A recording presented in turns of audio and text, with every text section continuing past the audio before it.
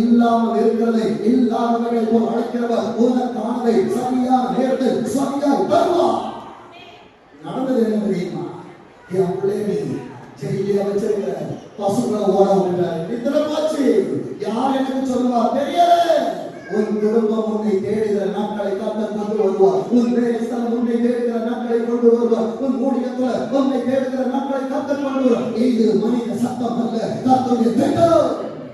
என் அன்பு தேவ பிள்ளைகளே, 14வது வசனத்தை வாசிக்க. ஆதியாகமம் 41:14.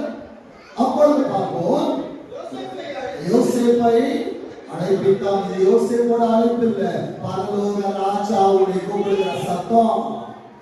ஏசப்பா சாமுவேலை கூப்பிட்டவங்க சாமுவேல் என்ன சொன்னா? எத்தனை பேர் கேட்க போறீங்க? காதுள்ளவன் கேட்க.